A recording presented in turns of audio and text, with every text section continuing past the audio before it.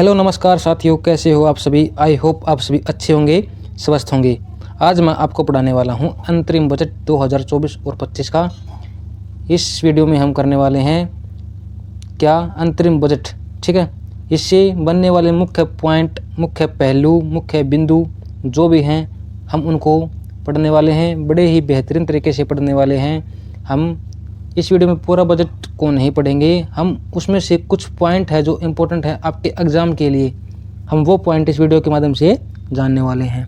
इसके अलावा हम क्या करेंगे, इसके अलावा हम जो स्टैटिक जीके का पार्ट बनता है हमारा बजट से संबंधित, हम वो भी जानेंगे, उसको भी पढ़ने वाले हैं, ठीक है।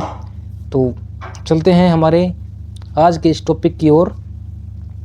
सबसे पहले देखते हैं हम कि अंतरिम बजट को 2024 में पेश कब किया गया। तो सबसे पहले कब पेश किया गया, अंतरिम बजट को कब पेश किया गया? 1 फरवरी को पेश किया गया। 1 फरवरी 2024 को पेश किया गया। किसने पेश किया? हमारे जो वित्त मंत्री है निर्मला सीतारमण ने अंतरिम बजट को पेश किया। इसके अलावा जो निर्मला सीतारमण है उसने कौन सी बार ये बजट पेश किया है? देखो, अंतरिम बजट तो निर्मला सीतारमण का पहला है, अंतरिम बजट तो पहला है, लेकिन वैसे बजट कितनी बार पेश कर लिया? निर्मला सीतारमण ने 6 बार बजट पेश कर लिया है। किसने?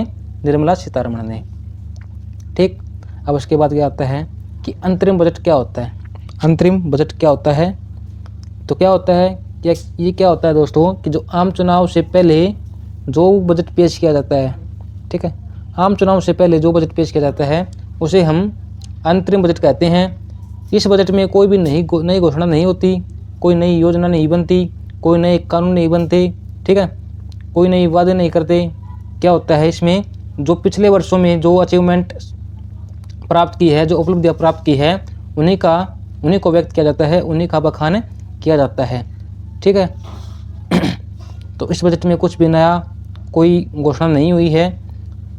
तो जो पीछे के पॉइंट हैं वो ही हम इस वीडियो में देखने वाले हैं, क्योंकि बजट में सिर्फ उन्हीं के बारे में बताया गया है। तो देखो क्या क्या बताया गया है। उससे पहले हम जान लेते हैं कि निर्मला सीतारमण के बारे में। देखो, ये जो है निर्मला सीतारमण, ये पहली पूर्णकालिक महिला वित्त मंत्री है, ठीक है, पहली पूर्णकालिक महिला वित्त मंत्री है। लेकिन अगर आपसे पूछे पहली वित्त मंत्री कौन है, पहली वित्त मंत्री वो आपकी इंदिरा गांधी, ठीक है। पहली वित्त मंत्री कौन हो गई? इंदिरा गांधी हो गई। और पहली पूर्णकालिक महिला वित्त मंत्री कौन सी हो गई? वो आपकी होगी निर्मला सीतारमण। देखो, सबसे छोटे समय का भाषण भी इन्हीं के नाम पे रिकॉर्ड है। कितने मिनट का? 58 मिनट का। यही वाला भाषण है जो इस वर्ष 2024 में बजट का जो भाषण था इसका, वो, ठीक है। और सबसे लंबे समय तक भाषण दिया वो रिकॉर्ड भी इन्हीं के नाम है। कितने मिनट का? 160 मिनट तक इन्होंने भाषण दिया बजट में, ठीक है। तो ये आपको ध्यान में रखने हैं ये पॉइंट। उसके बाद हम बात कर लेते हैं थोड़ी सी स्टैटिक जीके के बारे में। कुछ पॉइंट हैं उनको पढ़ लेते हैं, जान लेते हैं वो कौन कौन से पॉइंट हैं। देखो भाई, सबसे पहले आपसे पूछा जाएगा कि ब्रिटिश भारत में पहला बजट कब पेश किया गया। ब्रिटिश भारत में, जब भारत अंग्रेजों का गुलाम हुआ करता था, तब पहला बजट किसने पेश किया? उस व्यक्ति का नाम है जेम्स विल्सन, ठीक है, ये अंग्रेज हैं। उसके अलावा कब पेश किया गया? 1860 में। तो ब्रिटिश भारत का पहला बजट 1860 में किसने? जेम्स विल्सन ने, ये आपको ध्यान में रखना है। उसके बाद स्वतंत्र भारत में पहला बजट किसने पेश किया? षणमुखम सेठी। इसकी डेट आपको बताने की आवश्यकता नहीं है, ठीक है। भारत आज़ाद कब हुआ था? 1947 में। अगर आपसे पूछे कि 1947 में भारत में पहला बजट किसने पेश किया? षणमुखम सेठी ने किया। उसके बाद ये तो हो गया आपका स्वतंत्र। उसके बाद नाम आता है किसका? गणतंत्र का। गणतंत्र भारत का पहला बजट किसने पेश किया? जॉन मैथाई ने। किसने पेश किया? जॉन मैथाई ने। ये तीनों नाम आपको याद होने चाहिए, ठीक है भाई। उसके बाद एक पॉइंट आता है कि सर्वाधिक बार बजट किसने पेश किया? सर्वाधिक बार किसने बजट पेश किया? मोरारजी देसाई ने किया। मोरारजी देसाई ने किया। सबसे अधिक बार बजट पेश किसने किया है? मोरारजी देसाई ने। फिर उसके बाद क्या आता है? पहली महिला जिसने बजट पेश किया। प्रथम महिला बतानी है जिसने बजट पेश किया था वो कौन?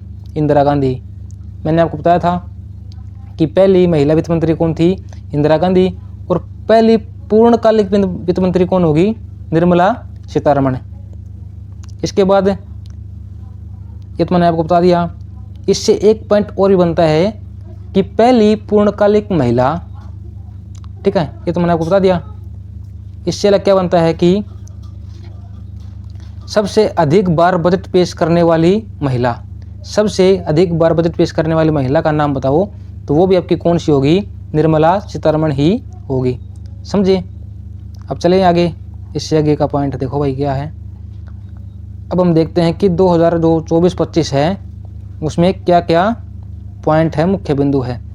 देखो सबसे पहले क्या क्या है, जो हमारी सरकार है, पीएम है, उन्होंने 2047 तक भारत को विकसित बनाने का संकल्प लिया है।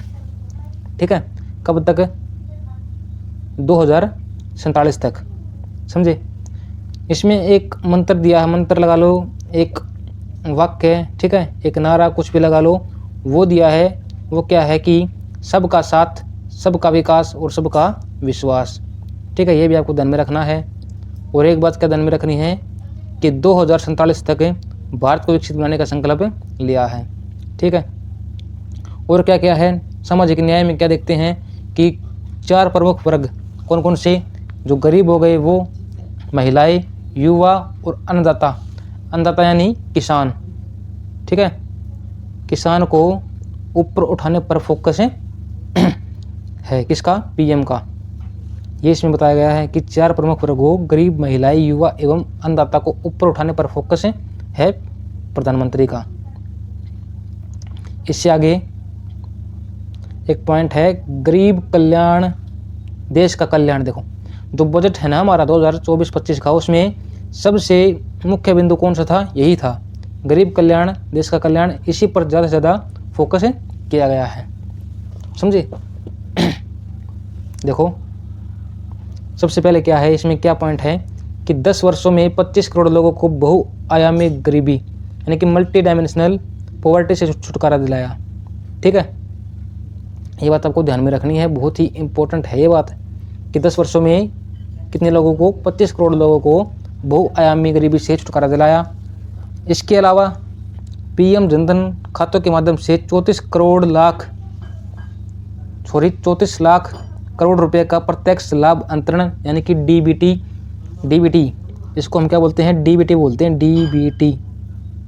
डीबीटी का मतलब क्या होता है? Direct benefit transfer. Direct benefit transfer, इसकी शुरुआत 2013 में हुई थी भाई, ये भी आपको ध्यान में रखना है। उसके अलावा मैंने नाम लिया, देखो मैंने पूरा सेंटेंस नहीं बोला है कि पीएम जनधन खातों के माध्यम से 34 लाख करोड़ रुपए का प्रत्यक्ष लाभ अंतरण करने से, डीबीटी करने से 2.7 लाख करोड़ रुपए की बचत हुई है। ये डेटा आपको ध्यान में रखना है, कितने रुपए की बचत हुई है? 2.7 लाख रुपयों की। ठीक, इसके अलावा कौन सा पॉइंट है? पीएम जनधन योजना, देखो ये मैंने यहाँ पर नाम लिया था। इसकी योजना की शुरुआत कब हुई थी? 1 अगस्त 2020 को। इसके अलावा इससे अगला पॉइंट है पीएम स्वनिधि योजना। सबसे पहले देखो इसकी स्थापना 1 जून 2020 को हुई थी। इसके अंतर्गत क्या हुआ है कि 75 लाख स्ट्रीट वेंडरों को ऋण सहायता मिली है। ठीक है, जो वो होते हैं ना, जो रेडी वगैरह लगाते हैं, उनको ऋण सहायता मिली। इससे अलावा इससे आगे क्या है कि पीएम विश्वकर्मा योजना, ये कब स्टार्ट की गई थी? 17 सितंबर 2021 को। इसमें 18 कारोबारों में लगे कारीगरों और शिल्पकारों को हर तरह की सहायता दी गई। इन कारोबारों में कौन कौन से? जैसे लोहार हो गए, ठीक है, और भी अन्य कैटेगरी इसी में शामिल है। समझे? अब देखो इससे अगला भाई, इससे आगे जो फोकस था सरकार का वो किस पे है? अमृत पीढ़ी युवाओं का शक्तिकरण। ठीक है, इससे अगला पॉइंट हमारे लिए ये इम्पोर्टेंट रहता है। इसमें कौन कौन से? एक तो हो गया स्किल इंडिया। कौन सा हो गया? स्किल इंडिया मिशन है। स्किल इंडिया मिशन है। ठीक है, इसके अंतर्गत क्या किया गया? इसके अंतर्गत 1.4 करोड़ युवाओं को प्रशिक्षित किया गया। ठीक है। 1.4 करोड़ युवाओं को प्रशिक्षित किया और 54 लाख युवाओं को कौशल प्रदान किया, ठीक है, स्किल डेवलपमेंट किया। उसके अलावा सरकार ने और क्या किया है इन वर्षों में, क्या किया कि इन्होंने 7 तो IIT खोली, IIT, ठीक है, 16 IIIT, 16 IIIT और 7 IIM खोले, 15 एम्स और 390 विश्वविद्यालय नए खोले हैं, ठीक है। इसके अलावा इन्होंने एक और भी स्टेटमेंट दिया था कि इन्होंने 3000 नई ITI भी खोली हैं। ये भी इसमें ऐड था, लेकिन शायद भूल गया यहाँ पे ऐड करना मैं, कोई बात नहीं, आपको ये ध्यान में रखना है। इससे आगे क्या है कि PM मुद्रा योजना के अंतर्गत, PM मुद्रा योजना के अंतर्गत युवाओं की उद्यमिता से जुड़ी आकांक्षाओं को पूरा करने के लिए 22.5 लाख करोड़ रुपए के कुल 43 करोड़ रुपए मंजूर किए गए हैं, ठीक है। जो युवाओं की जो उद्यमिता है उनसे जुड़ी जो आकांक्षा, जो इच्छा है, उनको पूरा करने के लिए सरकार ने 22.5 लाख करोड़ रुपए में से 43 करोड़ रुपए 43 करोड़ रुपए मंजूर कर दिए भाई। ये आपको डाटा ध्यान में रखना है, जो डेटा है ना हमारा वो आपको ध्यान में रखना है, बहुत ही इंपॉर्टेंट हो जाता है वो आपके लिए। इससे आगे देखो भाई, अन्नदाता का कल्याण, इस पर भी बहुत फोकस रहा है सरकार का। इसमें क्या कह दिया गया है, इसमें PM किसान सम्मान योजना, PM किसान सम्मान योजना, इसमें पहले तो देखो इसकी शुरुआत कब हुई थी, 24 फरवरी 2019 को उसकी स्टार्ट हुई थी। इसके अंतर्गत क्या किया गया कि 11.8 करोड़ किसानों को प्रत्यक्ष वित्तीय सहायता, प्रत्यक्ष डायरेक्ट फाइनेंशियल हेल्प लगा लो, ठीक है, ये सहायता प्रदान की गई। ये जो सरकार, जो खाते में, किसानों के खाते में जो पैसे आते हैं ना, वो ही योजना है ये, ठीक। इसके अलावा क्या किया कि PM फसल बीमा योजना, PM फसल बीमा योजना के अंतर्गत 4 करोड़ किसानों का बीमा प्रदान किया। कितने किसानों को? 4 करोड़ किसानों को बीमा प्रदान किया। इससे अगला पॉइंट है इलेक्ट्रॉनिक नेशनल एग्रीकल्चर मार्केट ने, ये आपको ध्यान में रखना भाई, ये इलेक्ट्रॉनिक नेशनल एग्रीकल्चर मार्केट ने 1361 मंडियों को एकीकृत इकट्ठा कर दिया और इसमें 3 लाख करोड़ रुपए का मूल्य का कारोबार हो रहा है और 1.8 करोड़ किसानों को सेवाएं मिल रही है। कितने किसानों को? 1.8 करोड़ किसानों को सेवाएं मिल रही है। इससे अगला पॉइंट, नारी शक्ति को प्रोत्साहन, नारी शक्ति को प्रोत्साहन। इसमें एक मुद्रा योजना, पहले भी इसका जिक्र आया था, उसकी स्थापना 8 अप्रैल 2015 को हुई थी। 8 अप्रैल 2015 को उसकी स्टार्टिंग हुई थी। इसमें क्या है, जो महिला उद्यमी है, महिला उद्यमी को 30 करोड़ रुपए का ऋण दिया गया, ठीक है। इसके अलावा एक पॉइंट है, 10 वर्षों में उच्चतर शिक्षा में महिलाओं का नामांकन 28% बढ़ गया।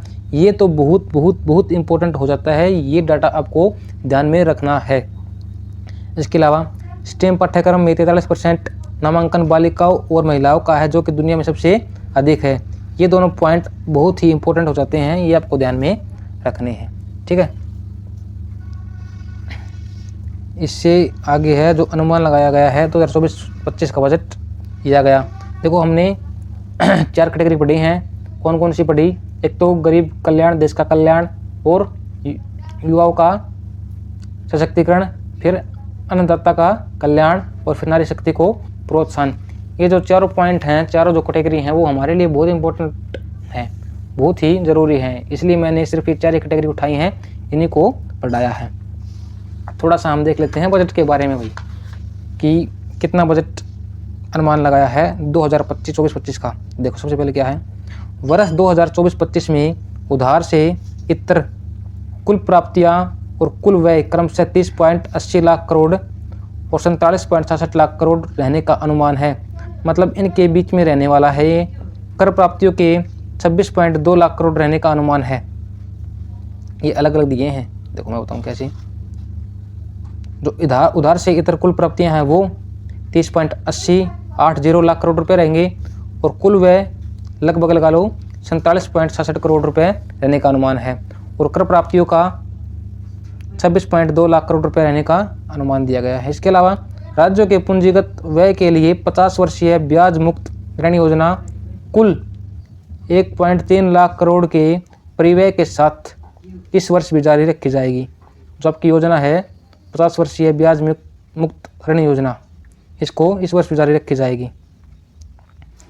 इससे आगे है वर्ष 2024-25 में राजकोषीय घाटा यानी कि जो जीडीपी है वो 5.1% रहने का अनुमान है। इससे अगला पॉइंट है कि 2024-25 के दौरान दिनांकित प्रतिभूमि में सकल और निवल बाजार उधारियां क्रमशः 14.13 लाख करोड़ और 11.75 लाख करोड़ रुपए रहने का अनुमान लगाया गया है। ठीक है, ये सभी के सभी पॉइंट हमने जान लिए हैं, पढ़ लिए हैं। इसके अलावा देखो एक पॉइंट और भी है शायद, हाँ एक पॉइंट और है इसमें इंपॉर्टेंट है। सरकार ने जो जीडीपी को अलग ही शब्दों में डिफाइन किया है। एक हो गया हमारा एफडीआई और एक जीडीपी। जीडीपी फुल फॉर्म क्या होती है? Gross domestic product. लेकिन सरकार ने इसको कैसे एक्सप्लेन किया है? जी को कहा गवर्नेंस, ठीक है। फिर क्या है? डी को डेवलपमेंट, फिर इसको क्या कहा है? परफॉर्मेंस। पी को क्या बोला है?